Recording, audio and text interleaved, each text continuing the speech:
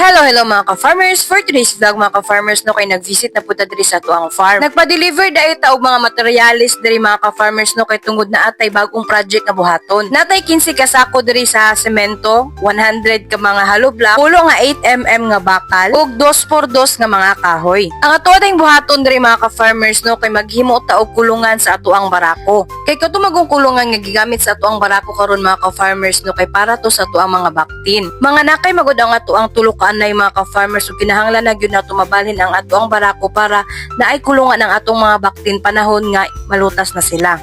Ug katong kulungan ng mga ka-farmers no kay medyo dako gyud siya ug dili pud siya design para sa barako. Kani atong buhaton nga kulungan mga ka-farmers kay igo-igo ra pud gyud nga maigo atong barako diri ug dili pud kay ni siya dako nga kulungan kay siya ra man pud isa ang naa diri sa sulod. So ang measurement dai ni atong kulungan mga ka-farmers no kay 4 feet by 7 feet. Bali unom ka filing dai ni sa hollow block mga ka-farmers no apil na tong isa ka file nga ato ang gilubong.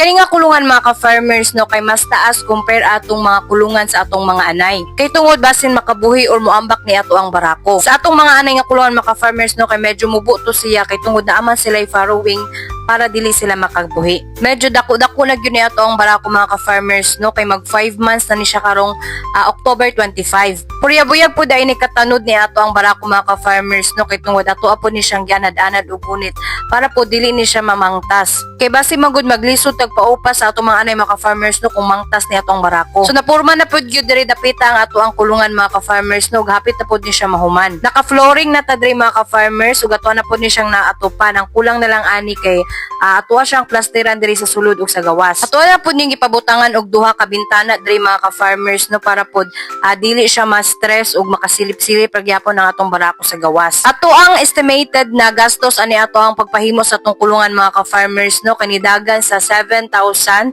apil na ang labor ani diri. Sa scene mga ka-farmers wala na pud ta ni palit kay tungod na atay mga bakante or wala na gamit nga mga scene diri mao na lang pud ni atong gigamit diri sa ato ang kulungan. Hapit na gyud ni mahuman mga ka-farmers no ug maplastada na gyud nato ni atong barako diri sa iyang bagong kulungan. Sa location pud ani iyang bagong kulungan mga ka-farmers no kay gituyo gyud namo ni siya nga diri banda sa tunga sa mga anay. Kay para manggod sa panahon kung mag-upan na siya sa mga anay mga ka-farmers kay dili kayo taas ang iyang travel padulong sa mga kulungan sa tagsa-tagsa ka mga anay. Aside po dayana mga ka-farmers no gituyo namo nga nasa tunga ni ato ang barako kay tungod para pod masimutan sa mga anay ang baho sa atong barako ug dali ra sila mag-hit. Kay kani magong barako mga ka-farmers no kay naa ni siya baho nga ang hit ug mao ni siya ma-trigger sa pag-uwag sa atong mga anay. Mga permerong semana sa November mga ka-farmers no kay mabalhin na nato ni ato ang barako. So muna to mga ka-farmers, see you in my next vlog. Bye!